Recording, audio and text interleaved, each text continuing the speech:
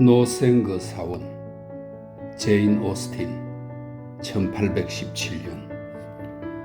이 작품은 1부와 2부로 구성되었는데요. 1부에는 15개의 글이, 2부에는 16개의 글이 실려 있습니다. 노생그 사원 제1부 1. 어릴 적의 캐서린 몰런드를 한 번이라도 본 사람이라면 그녀가 타고난 여주인공감이라고는 도저히 생각하지 못했을 것이다. 신분과 양친의 면모로나 본인의 용모와 성품으로나 무엇 하나 그럴 만한 데가 없었다. 아버지는 목사로서 무시를 당하거나 가난하지는 않았으며 꽤 대접을 받는 편이었다. 그러나 하필이면 이름이 리처드인데다가 인물이 워낙 시원찮았다. 그에게는 2개의 종신 목사 자리 외에도 따로 상당한 재산이 있었다. 또 딸들을 집안에 꼭 가두어 놓고 키워야 한다는 생각에 사로잡혀 있지도 않았다. 어머니는 꽤 양식을 가진 여성으로 성격도 좋았지만 더 두드러진 것은 건강한 체질이었다. 아들을 셋이나 두고도 넷째로 캐서린을 낳게 되자 사람들은 무언가 병고가 있지 않을까 예상했다.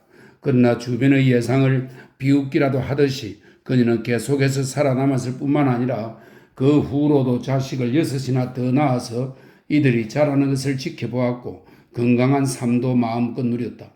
멀쩡하게 사지가 다 붙어있는 자식이 10이나 되는 가족이라면 늘 유복한 가족이라고 불리기 마련일 터. 그러나 몰런드가가 내세울 것은 그것이 전부였다. 그들은 하나같이 인물이 없었는데 캐서린도 어린 시절 내내 그 점에서는 누구에게도 뒤지지 않았다. 그녀는 비쩍 마른 몸매에다 핏기 없는 누리끼리한 피부에 머리카락조차 새까만 직상모였고 이목구비도 더 셌다. 정신도 외모에 걸맞은 정도여서 주인공으로서는 도무지 어울리지 않았다. 그녀는 남자아이들의 놀이라면 무엇이든 다 좋아했다.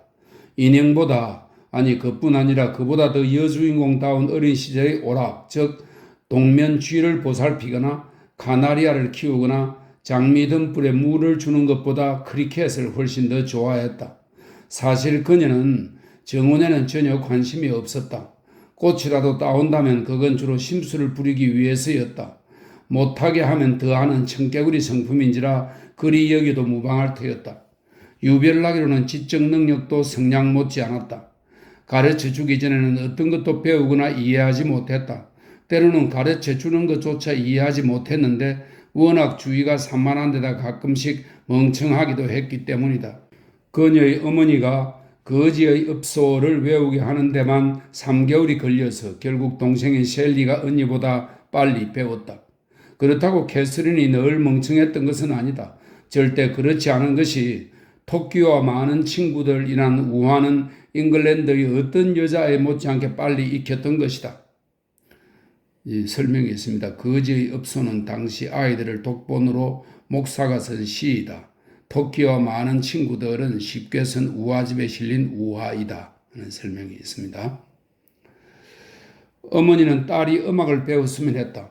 캐서린도 아무도 돌보지 않는 낡은 스피넷의 건반을, 이 스피넷은 옛날 피아노입니다. 스피넷의 건반을 즐겨 띵띵거리곤 했기 때문에 음악이라면 좋아할 것으로 믿음하지 않았다. 그래서 8살에 배우기 시작했으나 그것도 1년을 채우지 못했다. 몰런드 부인도 딸들의 능력이나 취향이 없는데도 그런 교양을 쌓으라고 다그칠 사람이 아닌지라 그냥 그만두게 내버려 두었다. 음악 선생을 내보낸 날이 캐서린의 인생에서 가장 행복한 날 중 하나였다. 그림 그리는 취향도 그리 특출나지 않았다.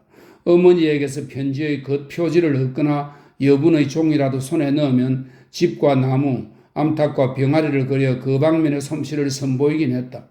모두 그게 그것 같긴 했지만 말이다. 글쓰기와 셈법은 아버지에게서 배웠고 프랑스는 어머니에게서 배웠다. 그러나 어느 쪽에서도 두각을 나타내지 못했고 그저 슬슬 수업을 빠지려고만 했다. 참 이상하고 설명하기 힘든 성격이라고나 할까? 10살 때 이미 이 모든 품행불량의 징후를 가지고 있으면서도 그녀는 마음씨가 나쁘지도 않았고 성질이 고약하지도 않았으며 고집을 피운 적도 거의 없고 누구하고 싸운 적도 별로 없거니와 동생들에게는 윽박지르는 일 없이 곰살궂게 굴었다.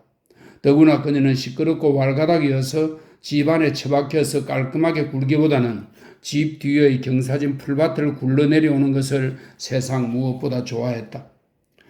이상이 10살 때의 캐서린 몰런드였다. 15살이 되자 외모가 조금씩 나아졌다. 그녀는 머리카락에 컬을 하고 무도회에 가고 싶어 했다. 안색이 밝아졌으며 살이 붓고 홍조가 생기면서 인상도 부드러워졌다. 눈은 생기를 얻었으며 몸매도 한층 실해졌다. 흙을 그렇게 좋아하더니 이제 옷이나 보석 쪽으로 취향이 돌아섰고 점점 똑똑해지면서 아울러 깨끗해져 갔다. 이제는 지혜가 나아지고 있다는 부모님의 말에 귀를 솔깃해하기도 했다. 캐서린의 얼굴이 점점 피고 있어 오늘은 거의 예쁘기까지 한 걸 하는 말들이 가끔씩 그녀의 귀에 들렸다. 얼마나 반가운 소리인지. 거의 예쁘기까지 하다는 말이 15년 인생을 못생긴 모습으로 살아온 여자아이에게 준 기쁨이 얼마나 컸는지는 요람에서부터 예뻤던 아이는 절대 알 수 없을 것이다. 몰런드 부인은 후덕한 여인으로 아이들이 모든 면에서 반듯하게 자라기를 바랐다. 그러나 계속해서 동생들을 낳고 거두는데 온통 시간을 쏟다 보니 먼저 낳은 딸들은 어쩔 수 없이 뒷전이 되었다. 그러니 타고나기를 여주인공다운 면모가 전혀 없던 캐서린이 14세의 나이에 책보다 크리켓, 야구, 말타기, 동네 뜀박질 따위를 더 좋아하게 된 것도 딱히 놀랄 일은 아니었다. 아니, 책도 나름이긴 했다. 유용한 지식 같은 것과는 무관한 사색 따위는 전혀 없이 온통 이야기뿐인 책은 마다하지 않았으니까. 그러나 15에서 17 사이에 그녀는 여주인공이 될 훈련을 받았다. 여주인공이라면 변화무쌍하고 다사다난한 인생에서 도움과 위안이 되는 그런 인용구들을 마땅히 외워두어야 하는데 그런 작품들을 모두 읽었던 것이다. 포프로부터는 슬픔의 조롱을 견디는 사람들을 비난하는 법을 배웠고 그레이로부터는 수많은 꽃들이 보는 사람 없이 피고 황량한 대기에 부질없이 향기를 뿌린다는 것을, 톰슨으로부터는 젊은 생각이 어떻게 싹을 틔우는지 가르치는 일은 즐겁다는 것을 배웠다. 그리고 셰익스피어로부터 그녀는 많은 양의 지식을 얻었으니 그 중에서도 공기처럼 가볍고 사소한 것도 질투하는 이에게는 마치 성서만큼이나 확실한 증거라거나 우리가 밟고 지나가는 가련한 딱정벌레도 거인이 죽을 때와 마찬가지로 몸을 저미는 큰 아픔을 느끼는 법, 또 사랑에 빠진 젊은 여자는 늘 기념비에 새겨진 인내처럼 슬픔을 향해 미소를 짓는다는 것을 배웠다. 여기까지에 대한 설명이 있습니다. 알렉산더 포프, 토머스 그레이, 제임스 톰슨은 18세기 영국의 시인이고요. 셰익스피어의 문장은 오셀로, 자해는 자로, 시비야 등에서 인용된 것입니다. 이만하면 그녀의 발전은 충분했다. 그리고 이것 말고도 아주 잘해낸 일들이 많았으니 비록 소네트를 쓸 능력은 없었지만 읽는 데는 문제가 없었고 피아노로 자신이 작곡한 서곡을 보란듯이 연주하여 모인 사람 모두를 열광의 도가니로 몰아넣을 기회는 없어 보였지만 다른 사람들의 연주를 피곤한 기색 없이 들을 수는 있었다. 그렇지만 연필로 뭘 그리는 데는 젬병이었다. 도대체 소묘가 뭔지도 몰라서 좋아하는 사람의 옆모습을 스케치할 엄두조차 내지 못할 정도였다. 그래야 속마음을 들킬 수 있을 텐데 말이다. 그러니 그녀는 진정한 주인공의 격에는 한심할 만큼 미달했다. 지금으로서는 한번 그려볼 만한 애인도 없었기 때문에 부족하다는 사실조차 알지 못했지만 사실 그녀는 17의 나이에 이르기까지 마음이 끌리는 괜찮은 청년을 한 명도 보지 못했다. 진정한 사랑의 감정은 고사하고 고만고만 그러다가 마는 정도 외에는 사모하는 마음조차 일어난 적이 없었다. 정말이지 이상한 일이었다. 그러나 이상한 일들도 그 원인을 찾고자만 들면 설명이 안 되는 것은 아닐 터. 이웃의 귀족이 단 한 명도 없었던 것이다. 아니, 준 남작조차 없었다. 친지들 가운데는 우연히 문 앞에서 발견된 남자아이를 키워준 가족도 하나 없었다. 어디 출신인지 알 수 없는 그런 청년이라곤 도통 만날 수 없었던 것이다. 그녀의 부친이 후견을 맡은 아이도 없었고 그 교구의 대지주에게도 자식이 없었다. 그러나 젊은 숙녀가 여주인공이 꼭 되어야 하는 운명이라면 40에 달하는 주변 집안들의 여건이 이렇게 꼬일 대로 꼬여 있다 해도 어찌 막을 것인가? 그녀 앞에 남자 주인공을 대령시킬 사건이 일어나야 하고 또 일어나기 마련인 것을. 몰룬드가가 사는 월터시어의 마을 폴러턴의 주변 토지 대부분을 소유한 앨런 씨가 고질적인 통풍 치료를 위해 요양차 바스로 가라는 의사의 권고를 받았다. 사람 좋은 그의 부인이 워낙 몰룬드 양을 예뻐하는 데다 마을에서 젊은 여성이 모험을 경험할 수 없다면 바깥에서 찾으리란 걸 알았던지 그녀에게 같이 가자고 초대를 했다. 몰룬드 씨 부부는 군말 없이 따랐고 캐서린은 마냥 행복했다. 2. 바야흐르 바스에서 6주간 머물며 온갖 어려움과 위험을 겪을 참이니 캐서린 몰룬드가 신체적 정신적으로 가진 바가 무엇인지 앞서 한 말에 보태어 몇 마디 해두는 것이 좋겠다. 이런 정보를 덧붙이는 것은 독자 여러분이 다음 페이지를 읽어도 그녀의 성격을 도무지 파악하지 못할 우려가 있는 까닭이다. 사실인즉 그녀는 다정한 마음씨에 쾌활하고 개방적인 기질을 갖고 있었고 자만이라거나 가식 같은 것은 찾아볼 수 없었다. 맨으로 말하면 이제 막 소녀 시절의 어색함과 수줍음을 벗어났고 외모는 보기 좋을 정도라 차리고 나서면 예뻐 보였다. 그리고 17살 여자아이들이 대개 그렇듯 머리에 든 것은 별로 없었다. 출발 시간이 가까워지면서 어머니로서 몰룬드 부인의 걱정이 극에 달하리라는 것은 누구나 자연스럽게 짐작할 수 있는 일이다.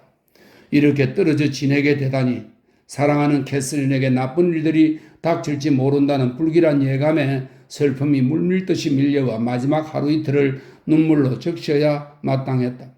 그리고 그녀의 작은 방에서 이별식을 치르면서는 가장 중요하고 유용한 충고가 현명한 입술에서 흘러나와야 했다. 틈만 나면 젊은 아가씨들을 어디 먼 농장으로 억지로 끌고 가려 하는 귀족과 준남작을 조심하라고 주의를 주면서 걱정으로 가득 찬 마음을 진정할 것이 틀림없는 일. 누군들 그런 생각을 하지 않겠는가? 그러나 몰룬드 부인은 귀족과 준남작에 대해 아는 게 거의 없었다. 그러니 그들이 대체로 늑대 심보를 가지고 있는 줄도 몰랐고 그들의 계략으로 딸이 위험에 빠질 수도 있다는 의심 따위는 추호도 해본 일이 없었다. 그저 이런 주의를 주는 것이 고작이었다. 캐서린, 밤에 무도회장에서 나올 때는 늘 목을 따뜻하게 감싸도록 해라. 또 쓰는 돈에 대해서도 정리해 보도록 하고 작은 장부를 줄 테니 그렇게 한번 해봐. 정황상 셸리, 아니 셰라. 설명입니다. 대개의 양갓집 교수치고 16이 되도록 이름을 바꾸지 않는 경우가 어디 있겠는가? 정황상 셸리, 아니 셰라가 이 시기면 언니와 속내를 털어놓는 사이일 것이 틀림없다. 그러나 뜻밖에도 여동생은 언니들은 가는 곳마다 편지를 쓰라고 요구하지 않았고 새로 어떤 사람을 만나는지 그리고 바스에서 있을 어떤 재미있는 대화든 모두 세세히 전하겠다는 약속을 받아내지도 않았다. 사실 이 중요한 여행을 앞두고도 몰룬드 가족이 수선을 떨거나 들뜬 기색은 없었다. 여주인공이 처음으로 가족과 헤어질 때면 감수성이 예민해지고 뜨거운 감정이 솟구쳐야 하거늘 이들의 태도는 차라리 일상 속의 평범한 감정과 더 일치하는 듯 했다. 아버지는 마음대로 쓸 수 있는 은행 계좌는커녕 100파운드짜리 지폐 하나 손에 쥐어주지 않았으며 달랑 10기니를 주면서 필요하면 더 주마고 했다. 이런 신통찮은 후원을 받으며 작별이 이루어졌고 여행이 시작되었다. 여행은 그럭저럭 조용하고 아무 사건 없이 안전하게 진행되었다.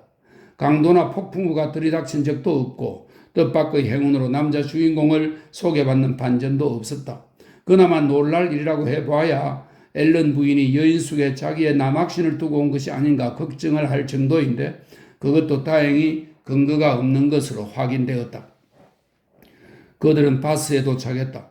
캐서린은 기쁜 마음을 누를 수 없었다. 이 도시의 멋지고 놀라운 전경이 눈앞에 펼쳐지고 이어 마차가 호텔로 가는 길 내내 그녀의 눈길은 이곳저곳 모든 곳에 미쳤다. 행복하자고 온 곳에서 그녀는 이미 행복을 느끼고 있었다. 그들은 곧 폴트니가에 있는 안락한 숙소에 여장을 풀었다. 이쯤에서 앨런 부인에 대해 설명을 좀 하는 것이 좋을 듯하다. 그래야 독자들이 그녀가 앞으로 이 작품을 온통 슬픔으로 물들이는 데 어떤 식으로 일조할 것이며 마지막에 가서 캐서린이 절망적이고 비참한 상황으로 내몰리는데 어떤 식으로 기여할지를 판단할 수 있겠기 때문이다. 경솔함, 천박함 혹은 질투심을 발휘할 건지 캐서린의 편지를 가로챈다거나 평판을 망친다거나 집 밖으로 쫓아낸다거나 하는 시기일지 말이다. 앨런 부인은 세상에 하고 많은 여자들과 마찬가지로 이 여자를 결혼할 만큼 좋아하는 남자가 이 세상에 있다는 것이 그저 놀라울 뿐인 그런 부류였다. 미모도 재주도 교양도 매너도 없었다. 양갓집 여인다운 풍모, 나대지 않는 다소곳한 성품, 그리고 그리 높지 않은 정신 능력이 앨런 씨 같은 지각 있고 총명한 남자의 선택을 받은 이유를 설명할 수 있는 정부였다. 한 가지 면에서 그녀는 젊은 아가씨를 대중에게 소개하는 일에 더할 나위 없이 어울렸으니 여느 아가씨 못지않게 그녀 자신도 모든 곳을 가고 모든 것을 보고 싶어 했기 때문이다. 그녀는 옷치장에 공을 들였다. 멋지게 차려입는 것을 마냥 좋아라 했다. 우리의 여주인공이 인생의 첫걸음을 떼는 것도 무슨 옷이 유행인지 알아보고 샤프롱이 자기가 입을 최신 유행 드레스를 준비하는데 사나흘을 쏟은 후에야 가능했다. 캐서린도 옷을 몇 벌 구입했고 이 모든 문제들이 정리되고 나자 그녀를 상부 무도회장으로 안내할, 상부 무도회장은 당시 기존의 무도회장은 하부 무도회장으로 새로 생긴 무도회장을 상부 무도회장이라고 불렀다고 합니다. 그녀를 상부 무도회장으로 안내할 대망의 저녁이 왔다. 솜씨가 최고라는 미용사가 머리를 다듬고 옷을 입히는데도 정성을 기울였다. 앨런 부인과 그녀의 하녀는 그만하면 제대로 멋을 냈다고 입을 모았다. 이런 고무를 받고서 캐서린은 사람들 사이를 지날 때 적어도 큰 비난을 받지는 않겠구나 기대하였다. 찬사라면 언제든 환영이었지만 그것까지 바라지는 않았다. 앨런 부인이 옷을 차려입는데 너무 시간을 들이는 바람에 그들은 늦게야 무도회장에 들었었다. 바야흐로 무도회 시즌이라 방은 사람들로 메어졌고 두 숙녀는 안간힘을 써서 그 사이를 비집고 들어갔다. 앨런 씨로 말하면 바로 카드놀이 방으로 직행하여 여자들끼리 군중을 상대하도록 내버려 두었다. 챙겨야 할 아가씨의 안녕보다 자신의 새 드레스의 안전에 더 많은 신경을 쓰면서 앨런 부인은 꼭 필요한 주의만 기울이며 문 주변에 늘어선 남자들을 해치고 나아갔다. 캐서린이 그녀 곁에 꼭 달라붙어서 팔을 꽉 끼고 있어서 앵간히 부대끼는 정도로는 두 사람이 갈라지지는 않았다. 그러나 그야말로 놀라운 일은 아무리 방을 해치고 가도 군중에게서 벗어날 수가 없었다는 것이다. 오히려 앞으로 나아갈수록 사람은 더 많아지는 것 같았다. 일단 문 안으로 한참 들어가면 쉽게 자리를 찾아서 편하게 춤을 지켜볼 수 있겠다 생각했는데 그 예상은 완전히 빗나갔다. 한사코 부지런을 떨어서 방의 맨 꼭대기까지 도달했음에도 그들의 상황은 그대로였다. 춤추는 사람들은 하나도 안 보이고 몇몇 숙녀들의 높은 깃털만 보이는 것이었다. 그들은 더 나아갔다. 뭔가 전망이 더 트이겠지 하면서 이렇게 계속 용도 쓰고 재주도 발휘한 결과 마침내 가장 높은 벤치 뒤의 통로에 이르게 되었다. 여기는 그래도 아래보다 사람이 적었다. 이제야 몰런드 양은 아래에 모인 사람들을 한꺼번에 볼 수 있었고 저기를 어떻게 뚫고 왔나 싶은 생각이 들었다. 그 굉장한 광경을 보니 그날 저녁 처음으로 무도회에 온 것이 실감났다. 그녀는 춤을 추고 싶었으나 방에는 아는 사람이 없었다.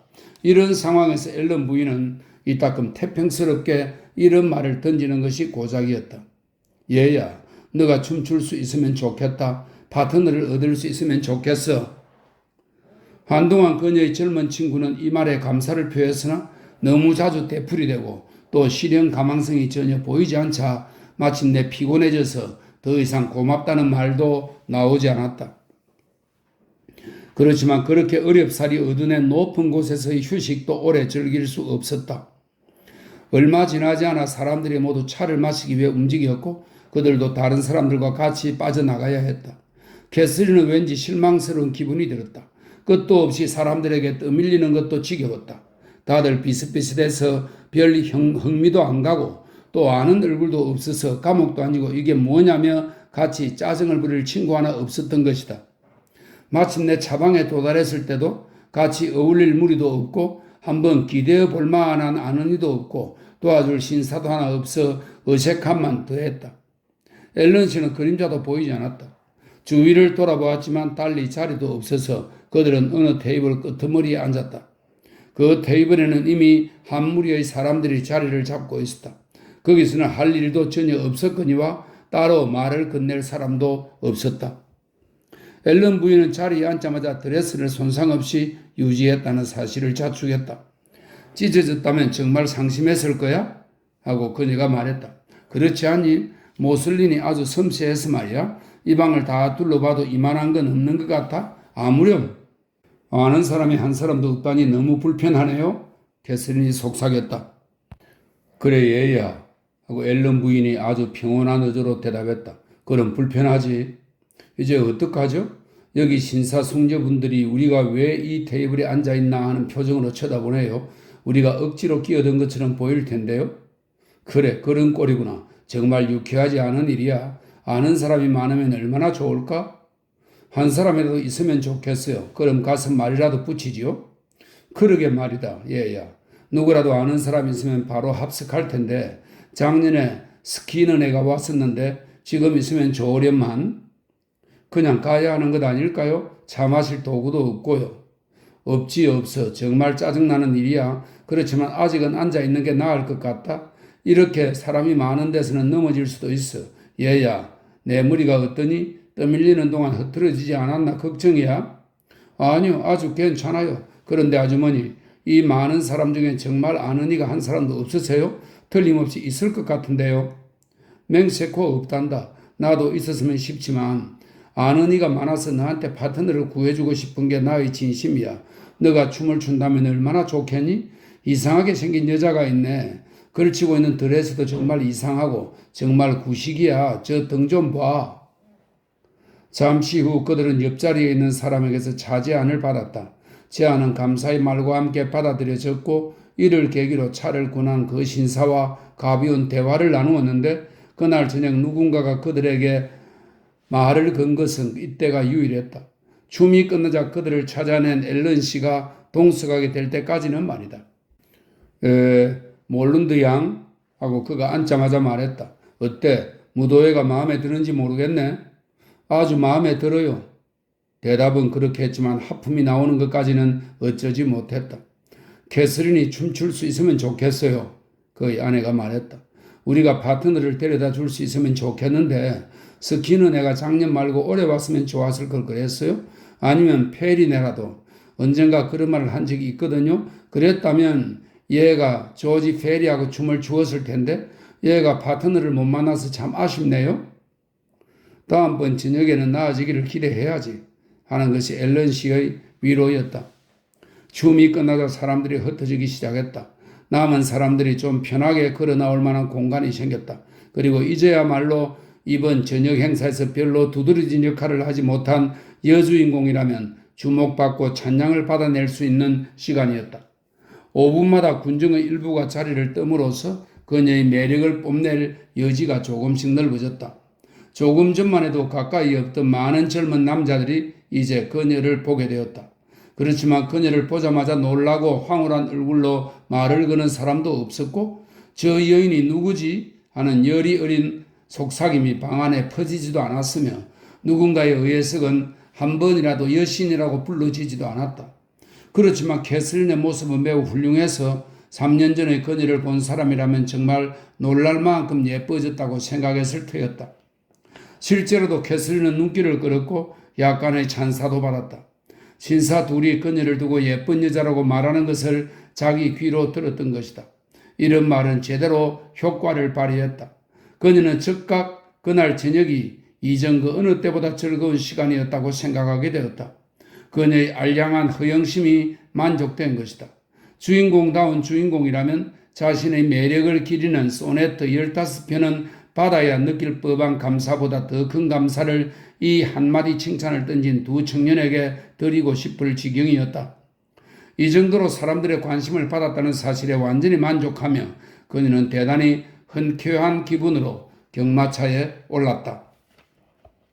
3. 이제 매일 아침 규칙적으로 해야 할 일이 생겼다. 가게들을 들르고 도시의 새 구역도 구경해야 했다. 또 펌프룸도 들러야 했는데 이 펌프룸은 광천수를 마실 수 있고 연주도 들을 수 있는 유명한 휴양시설입니다.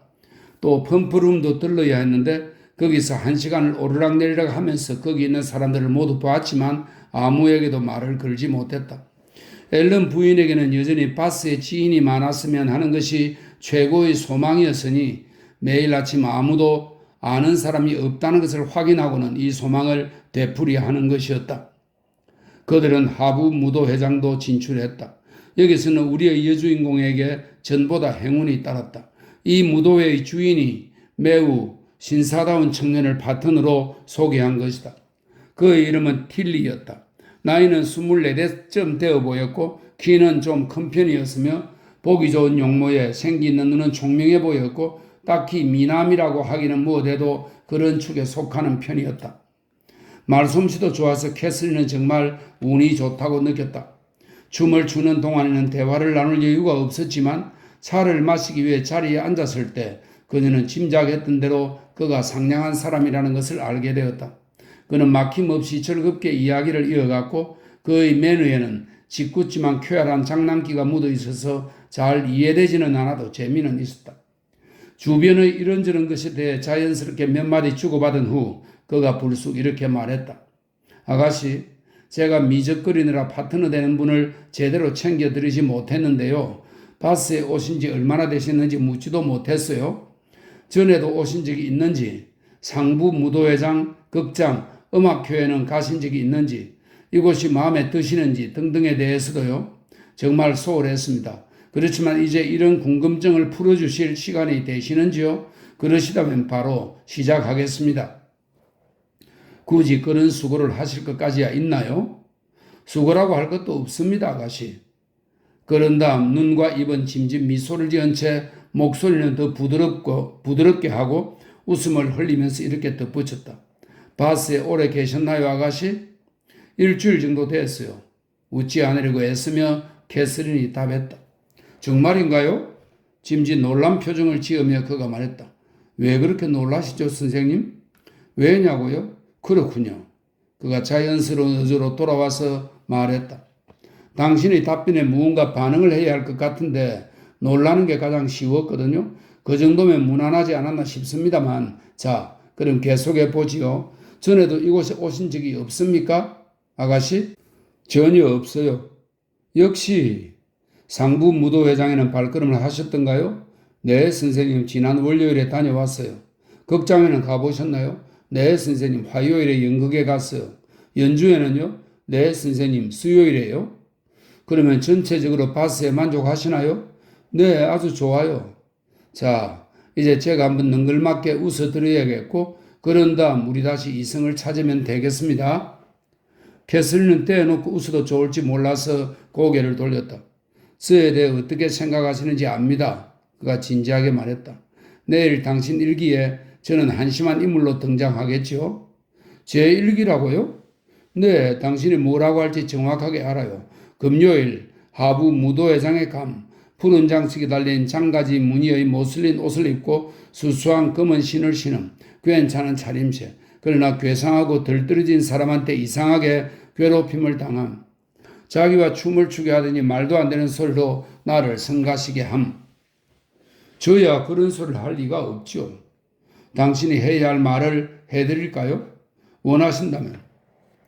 킹씨한테 소개를 받아 매우 싹싹한 청년과 춤을 추었다. 그와 많은 대화를 나누었다. 아주 특별한 재능을 가진 사람인 듯하다. 그에 대해 더 알고 싶다. 아가씨, 당신이 이런 말을 해주시기를 저는 바란답니다. 그러나 아마도 저는 일기를 쓰지 않을걸요? 아마도 당신은 이 방에 앉아있지 않고 저도 당신 곁에 앉아있지 않을걸요? 도무지 믿을 말을 하셔야죠. 일기를 쓰지 않으신다. 그게 없으면 이 자리에 없는 당신의 친척들은 당신이 바스에서 어떤 생활을 하는지 어떻게 알죠? 매일 저녁 일기에 적지 않으면 그날 받았던 정중한 대접과 찬사들을 어떻게 전할 수 있죠? 꼭 전해야 하는데 말입니다. 규칙적인 일기에 의존하지 않고서야 어떻게 당신의 다양한 옷들이 기억되고 곱슬거리는 머리카락의 온갖 다양한 모습이 묘사되나요? 아가씨, 제가 보기와는 달리 젊은 여성들이 어떻게 사는지 꽤 잘 안답니다. 여성들은 평이한 문체로 글 쓰는 솜씨가 있다고들 하는데 그런 솜씨를 길러주는 것이 바로 일기를 쓰는 이런 즐거운 습관이죠. 기분 좋은 편지를 쓰는 재주가 여성 특유의 것이라는 점은 누구나 인정하는 바고요. 타고난 재능도 있겠지만 저는 그 재능도 근본적으로 일기 쓰는 습관 덕분이라고 확신합니다. 저도 가끔은 생각했어요. 하고 캐서린이 긴가민가 하면서 말했다. 여성이 남성보다 편지를 훨씬 잘 쓴다고 말이죠. 그런데 그게 우리 여성 쪽이 항상 우월하다고는 생각하지 않거든요. 지금까지의 제 판단으로는 여성들끼리 주고받는 편지의 통상적인 스타일은 세 가지 점만 빼면 완벽해요. 그게 뭔데요? 일반적으로 주제가 없다는 점, 마침표를 찍을 줄 모른다는 점, 문법을 자주 틀린다는 점. 세상에 찬사를 어떻게 되돌려 드려야 하나 하는 걱정은 안 해도 되겠네요. 우리 여성들을 높이 봐서 그런 말씀을 한 건 아니실 테죠? 여성이 남성보다 편지를 잘 쓴다는 것이 무슨 일반 원칙이라는 건 아닙니다. 이중창을 잘한다거나 풍경화를 더 잘 그린다거나 하는 것이 그렇듯이 말입니다. 취향이 바탕을 이루는 능력이라면 아주 공평하게 나누어져 있죠. 남성이 우월할 수도 있고 여성이 우월할 수도 있고 말이죠. 이때 앨런 부인이 끼어들어 이렇게 말했다. 캐서린, 내 소매에서 이 핀 좀 빼주렴. 벌써 구멍이 나지 않았나 싶구나. 내가 제일 좋아하는 드레스인데 그렇다면 정말 속상하네. 야드당 9실링밖에 안 들었지만 제가 짐작하기로도 그렇습니다, 부인. 딜리 씨가 모슬린을 바라보며 말했다. 모슬린에 대해서 잘 아시나 봐요? 아주 잘 압니다. 저 늘 넥타이를 직접 사고 판단력도 훌륭하다고 자부합니다. 제 여동생도 드레스를 선택할 때 제 안목을 대단히 신뢰하고요. 전날 여동생한테 하나 사주었는데 그걸 본 여성들이 모두 기가 막히게 잘 샀다고 입을 모았답니다.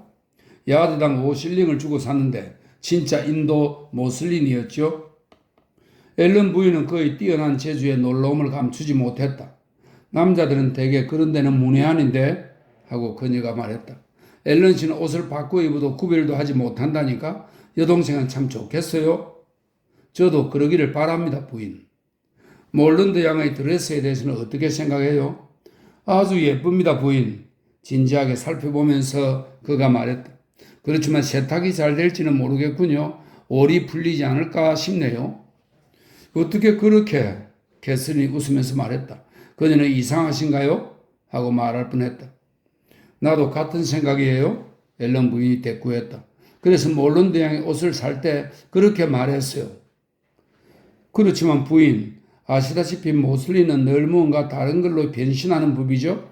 몰런드 양은 거기서 손수건이나 모자나 망토 같은 것을 얼마든지 뽑아낼 수 있을 것입니다. 모슬린은 정말 버릴 게 하나도 없어요. 여동생이 한 40분은 그렇게 말했을 겁니다. 필요 이상으로 펑펑 옷을 사거나 생각 없이 전을 잘라대거나 했을 때 말입니다. 바스는 매력적인 곳이에요. 좋은 가게가 슬비하잖아요. 우리가 시골 구석에 박혀 있으니 안타까운 노릇이긴 해요. 물론 솔즈베리에 좋은 가게가 많지만 거기까지 가려면 너무 멀거든요. 8마일이면 먼 길이죠. 앨런 씨는 9마일이라고 정확히 그렇다지만 난 8마일은 안 넘는다고 확신해요. 하지만 참 피곤한 일이라 죽을 지경으로 지쳐서 돌아오지요.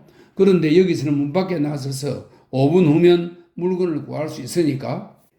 딜리 씨는 예의 바르게 앨런 부인의 말에 관심을 기울여 주었다. 그녀는 춤이 다시 시작될 때까지 그를 붙잡고 모슬린 이야기를 계속했다. 캐서린은 그들의 대화를 들으려고 그가 다른 사람의 어리석은 소리를 좀 지나치게 받아주는 게 아닌가 생각했다. 뭘 그렇게 골똘히 생각해요? 무도회장으로 돌아오면서 그가 말했다. 당신의 파트너 생각은 아니기를 바랍니다. 그렇게 머리를 흔드는 걸로 봐서는 만족스러운 쪽은 아닌 듯 했어요. 캐서린은 얼굴을 붉히며 말했다. 아무 생각도 안 했어요. 교묘하게 속내를 감추는 답변으로 들립니다. 말씀드리지 않겠다고 하는 말을 지금으로서는 듣고 싶었는데요. 그러시다면 전 말하지 않겠어요. 고맙소이다. 이제 곧 우린 친해질 테고 나 만날 때마다 이 문제로 당신을 놀려댈 권리를 얻은 셈이죠. 세상에서 이런 권리만큼 사람을 친하게 해주는 것은 없으니까. 두 사람은 다시 춤을 추었다. 그리고 무도회가 끝나고 헤어질 때 적어도 여자 쪽에서는 이 친분을 계속 이어가고 싶은 마음이 크게 일었다. 그녀가 따뜻한 포도주와 물을 마시고 잠자리에 들 준비를 할 때 꿈에서 볼 정도로 그의 생각을 많이 했는지는 확인할 수 없지만 말이다. 그러나 그것이 선잠 상태였거나 기껏해 아침 잠결 이상이 아니었기를 바란다. 왜냐하면 어느 유명한 작가가 주장했듯이 남자 쪽이 사랑을 명백히 선언하기 전까지는 어떤 젊은 여자도 먼저 사랑에 빠질 권리가 없는 것이 사실이라면 남자 쪽에서 여자 꿈을 꾸었다는 것이 먼저 알려지기도 전에 젊은 여자가 남자 꿈을 꾼다는 것은 매우 부적절한 일이기 때문이다.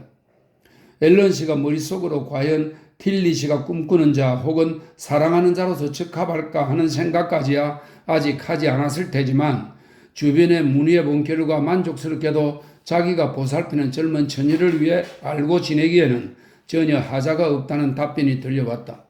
그날 저녁 일찌감치 그녀의 파트너가 어떤 사람인지 알아보고자 수고를 기울인 끝에 틸리 씨가 목사이며 글로스터시의 명문 대가 출신이라는 점을 확인했던 것이다. 4. 다음날 캐서린은 평소보다 열이 있게 서둘러 펌퍼룸으로 갔다. 오전 시간이 끝나기 전에 거기서 틸리 씨를 보면 미소를 지으며 맞으리라 마음먹고 있었다. 그러나 미소를 지을 필요도 없었으니 틸리 씨는 나타나지 않았다.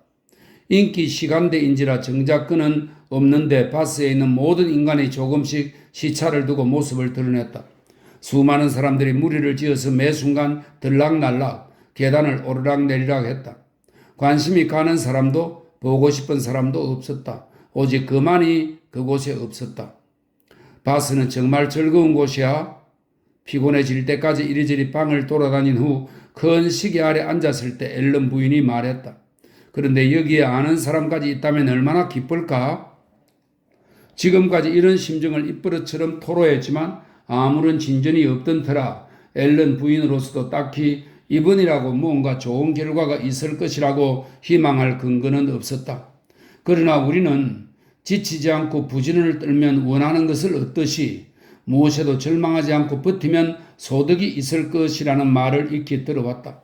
그녀가 매일 똑같은 말을 지치지도 않고 부지런히 해온 덕분인지 마침내 정당한 보상이 돌아왔다. 그녀가 자리에 앉은 지 10분쯤 지났을 때 그녀 옆에 앉아있던 같은 연배의 여성 하나가 수분 동안 그녀를 주의 깊게 바라보다가 무척 사근사근한 말투로 이렇게 말을 끝냈다. 부인, 잘못 본 것이 아닌 듯한데 워낙 못 본 지가 오래되기는 했지만 혹 성함이 앨런 아니신가요? 이 질문에 바로 긍정하는 답변이 이어지자 그 사람은 자기 이름을 소프라고 밝혔다. 앨런 부인은 각자 결혼한 이후 대단히 오래전에 꼭 한 번 본 게 전부인 옛날에 친하게 지내던 학교 친구의 얼굴을 바로 알아보았다. 둘은 서로 반색을 했는데 당연히 그렇기도 할 것이 지난 15년 동안 서로에 대해서 전혀 모르고 살아왔던 것이다. 우선 어쩜 그렇게 변한 데가 없느냐는 칭찬이 오고 갔다. 그리고 마지막으로 본 이후로 시간이 쏜살같이 지나갔고 바스에서 만날이라고는 꿈에도 생각하지 못했으며 옛 친구를 본다는 게 얼마나 기쁜 일인지 한마디씩 한 연후에 그들은 서로의 가족, 자매, 친척에 대해서 질문하고 정보를 주고받기 시작했다. 둘 다 한꺼번에 말하기도 하면서 정보를 얻기보다는 주는데 급급하여 상대가 하는 말은 거의 듣지 않았다. 그러나 대화로 치자면 소프 부인에겐 앨런 부인보다 한 가지 큰 이점이 있었으니 바로 자식 자랑이었다.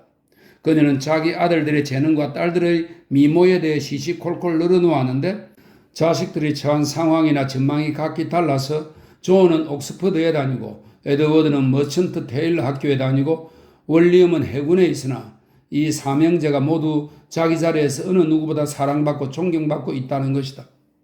앨런 부인은 그와 비슷한 이야기거리도 없거니와 솔직히 듣고 싶어 하지도 믿고 싶어 하지도 않는 친구의 귀가 솔깃해질 만한 자랑거리도 없는지라 어쩔 수 없이 이 모든 어머니다운 장광설에 귀를 기울이는 척 할 수밖에 없었다. 그렇지만 그녀의 날카로운 눈은 곧 찾아내고 말았으니 소프 부인의 펠리스가 달린 레이스가 자기 것에 비해 반도 예쁘지 않다는 점을 위안으로 삼았다. 저기 우리 딸들이 오네. 소프 부인이 소리를 치면서 서로 팔짱을 끼고 그녀 쪽으로 오는 3명의 깔끔하게 차려입은 여성들을 가리켰다. 앨런 부인, 얘들을 소개하고 싶어. 너를 보면 정말 기뻐할 거야. 키가 가장 큰 아이가 이즈벨라인데 맏딸이지. 정말 멋진 처녀지. 다른 아이들도 칭찬을 많이 받지만 이즈벨라가 가장 아름다워. 소픈의 딸들이 소개되었고 잠시 동안 잊혔던 몰런드 양도 이제 소개되었다. 모두들 그 이름을 듣고 놀라는 듯 했다.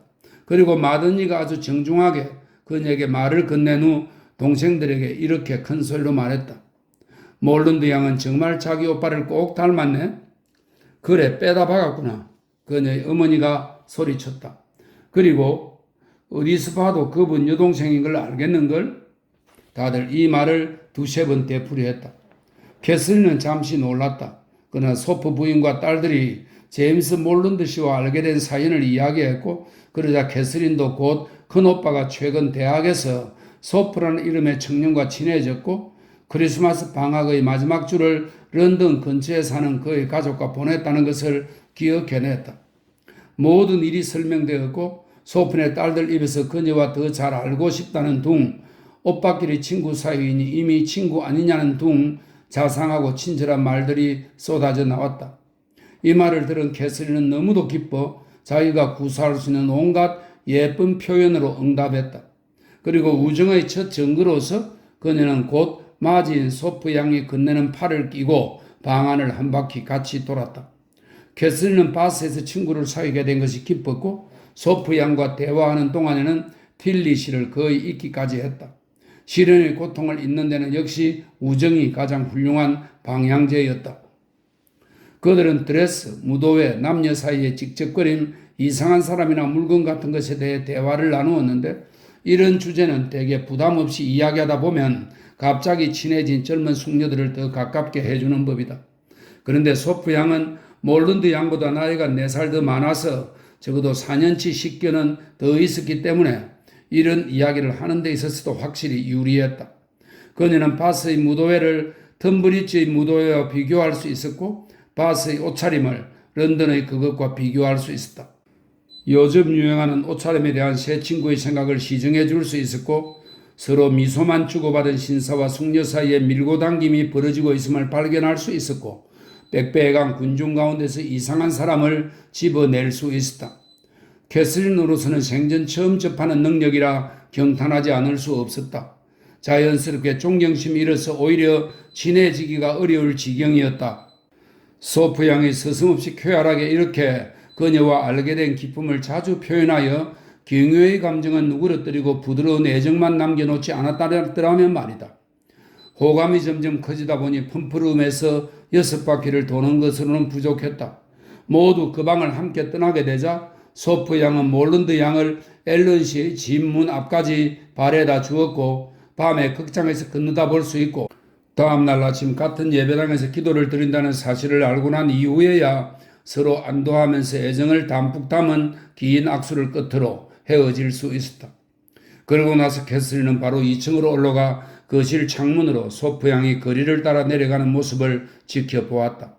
우아한 걸음걸이며 아름다운 자태며 멋진 드레스에 경탄하면서 그런 친구를 얻게 된 것을 매우 감사하게 여겼다. 소프 부인은 미망인으로 그리 부유하지는 않았다. 여성으로서는 성격 좋고 심성이 착했으며 어머니로서는 너그러웠다. 맏딸은 미모가 뛰어났다. 동생들은 언니처럼 예쁜 척 하느라고 언니의 태도를 흉내내고 옷도 같은 스타일로 차려입고 하면서 제법 잘들 해냈다. 이 가족에 대해서 이렇게 짧게나마 설명을 한 것은 소프 부인 자신의 입을 비울지 않기 위해서다.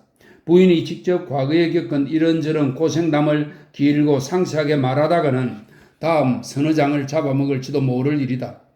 귀족들과 변호사들이 얼마나 형편없는지가 줄줄이 언급되고 20년 전에 주고받았던 대화들이 시시콜콜 되풀이될 게 뻔했다.